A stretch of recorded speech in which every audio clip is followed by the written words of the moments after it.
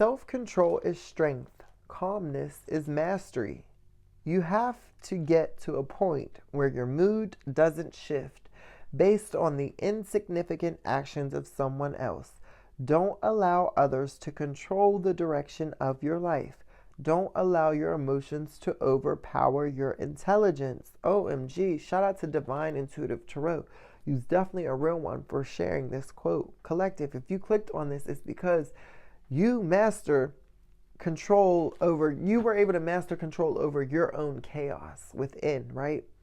So now, because you were able to master your own chaos, when you get out into the world and you're around chaos and you experience that chaos, you know how to maintain your composure, right? When you are met with stressful situations, you are rooted in self-control and calmness because you've done the inner work. You've took the time out of your life to master your emotions, right?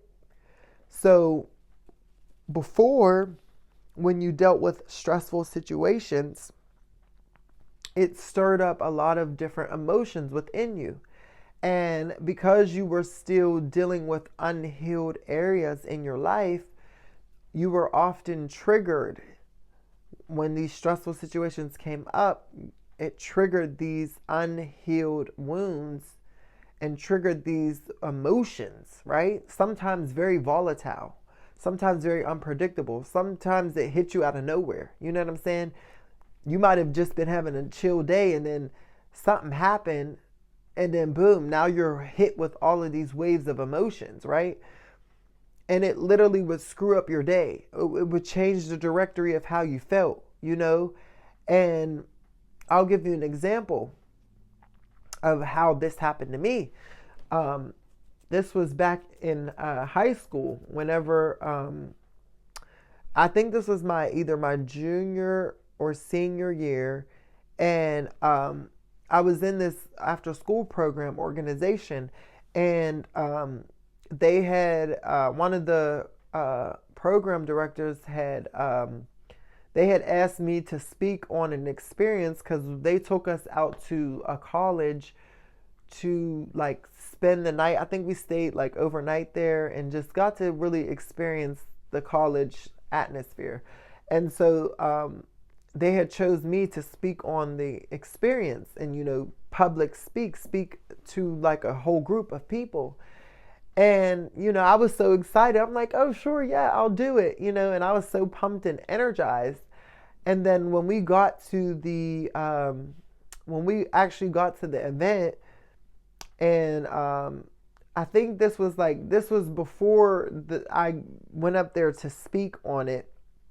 We were just like, I think we had some lunch or something like that. We were just all mingling around. And I was talking to somebody and someone had overheard me. There was like two girls that overheard me talk.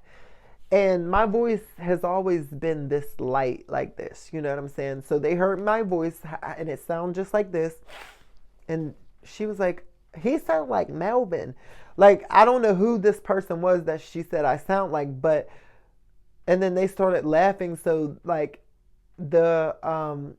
so they were pretty much like talking about me in a way that I thought was negative. Like, they made it seem like there was something wrong with my voice. And, you know, that triggered me to feel a type of way because back, especially in middle school, like my 7th grade year, when the teachers would ask us to read out loud, you know, every time it was my turn to read aloud, I would always hear this snickering and laughing. And it was always these two girls laughing at the way that I sound. Like, I've always had this light voice. So people will always pick and tease on me, calling me, oh, you sound gay or you sound like a girl.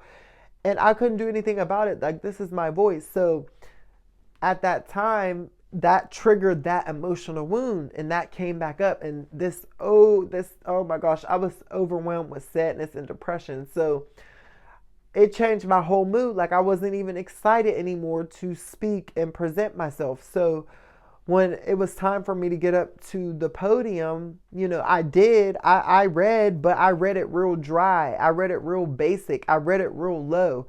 Like, people probably sensed there must have been something wrong with me, because my energy was completely off. Like, it just killed the mood. And I remember to this day, like, because I was sad and like I just didn't want to do it anymore because of my voice. So my voice, I ended up lowering my voice, and then I just sounded real dry. But before, if I would have never heard them and overheard them say I sound like somebody, I'd have been confident. I would have been excited. I would have been really sharing my experience. But me overhearing that, it just triggered this emotion.